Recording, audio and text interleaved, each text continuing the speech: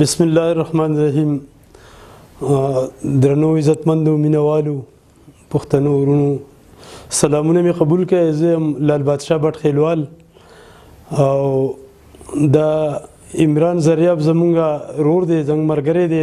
څوک چې دا ایویټي خیبر دا خیبر نیوز سره کار کوي نو هغوی یو کوشش کړی دی او یو پیج یو چینل یې کولاو کړی دی اپنا ملکند چې دا پیج هم دی او د یوټیوب په لیکه باندې چینل هم دی.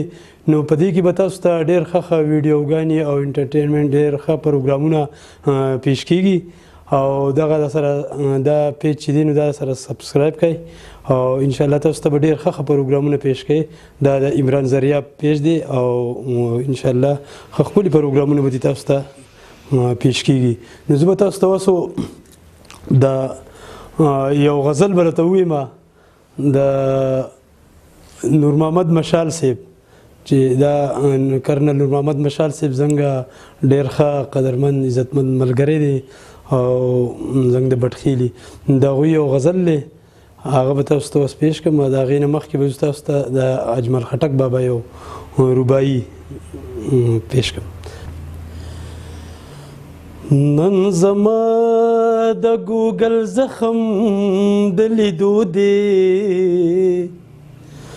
پکې ښکلی سباون په موسېدو دی او که ګل نه وي نو په پاڼو خو مې وله که وفا نه شو نو ملخو دا پښتو دی او چې د یار نومې څوک اخلي ورپسې ځي او په اجمل کې دا مرض د لیونو دی. ما د بنګړو په شور راویښ کا یو نظر لراشه لیونی راشه پرورو ده بلی سر لراشه. ما د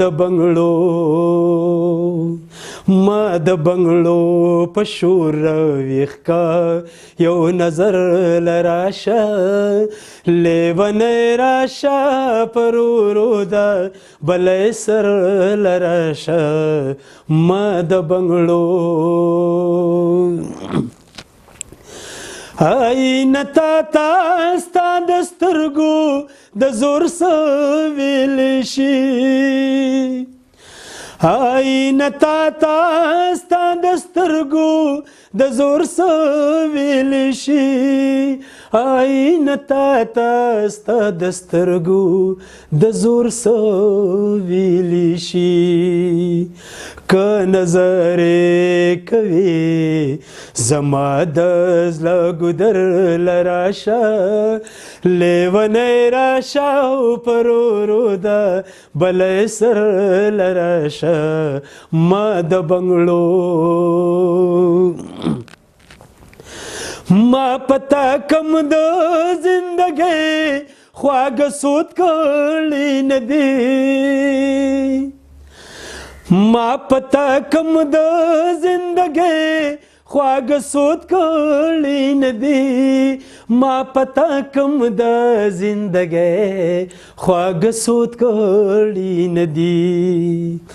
د سترګو جنګ کوو راځه یاره سنګر لراشه لیونی راشه پرورو ده بلی سر لراشه. ما د بنګړو پرخی ته ووایا مشاله چې مانا ببیلې پرخی ته ووایا مشاله چې مانا ببیلې پرخی ته ووایا مشاله چې مانا ببیلې په اوښکو نوینځې سرې سترګې سحر لراشه لیونی راشه او پر ورو ده بلی سر لراشه ما د بنګړو په شور راویښ کا یو نظر لراشه لیونی راشه پر ورو ده بلی سر لراشه ما د بنګړو